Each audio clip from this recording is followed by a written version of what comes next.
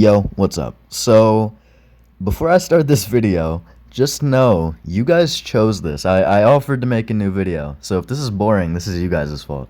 Second, thank you so much for 800 subs, bro. I never thought I would make it here. And the last thing I expected was to wake up after making a retro slop video and see that I had 801 subscribers. I I appreciate you guys so much. Like I was planning on giving up on YouTube and everything because things weren't going according to plan, and now I have 800 subs and I'm like, damn. That's crazy. Third, I know I'm in your right ear. I can't do anything. I'm sorry. I am on a phone. Not that phone. I am on a phone and I don't have a proper like setup where I can edit or anything. So I edit everything on my phone. So I am extremely sorry for being in your right ear, but I literally cannot fix it. So I'm sorry. Let's just get right into the video. Okay, first, very obvious one. We're starting with the very obvious ones first. Secret of the Mimic is the first game because 1979, it takes place before FNAF 4, which is in 1983. It takes place before any of the bites or any of the core moments in the game. But it also is the creation of the Mimic and everything else that happens in that game leading up to the ending of Ruin. FNAF 4 takes place right after Secret of the Mimic, 4 years after, to be specific. That's when the bite happens, that's when the missing children incident happens, a bit after the bite, etc.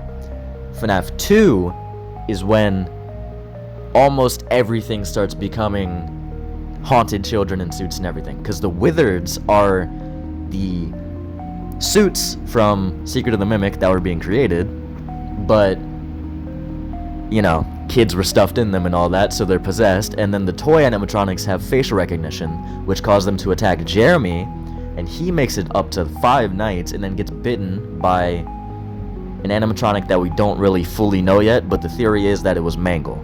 So, yeah. That is the bite of 87. Shit. That's the bite of 87, so yeah. And then after that, Five Nights at Freddy's 1 happens. This is the way that I see it, at least. Five Nights at Freddy's 1 happens because Michael, well, probably needs money. He just became a grown adult. So, yeah, he probably started working at Freddy's. He found out about all the missing kids and all that. And then he got fired, obviously. And then after that, William sends Michael to the sister location.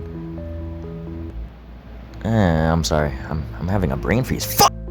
Okay. After that, William sends Michael to Circus Baby's pizza place to find Elizabeth and deal with a bunch of other stuff down there. Then Michael gets scooped at the end after being tricked by Elizabeth into the scooper room. Then after that, well, during that game, Michael starts to realize, hey, my dad's a pretty fucked up person. So he decides to go to the very place that he thinks his dad is at, which he's right, which would lead up to Five Nights at Freddy's 3. After that, that is when he goes to the Five Nights at Freddy's 3, survives the 5 nights with his father, and then burns the building down and leaves. And obviously gets fired. He has a thing for getting fired. Michael gets fired a lot. After he left the emergency exit behind the office after burning the building down, he got a job position because he knew that his job wasn't done. He went over to the Five Nights at Freddy's 6 location, working under Henry, but also owning Five Nights at like the Freddy Fazbear's pizza place in general, which would lead to Five Nights at Freddy's Pizzeria Simulator.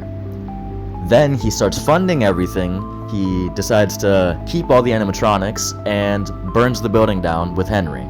Technically, Henry burns the building down, and Henry is just like, hey, I'm sure you wouldn't be here, and then he burns it down. So, yeah, basically, Michael lures them all in, Henry lures them in all in as well, traps his daughter in a robot bear, and burns the entire building down. That's Five Nights at Freddy's Pizzeria Simulator, basically.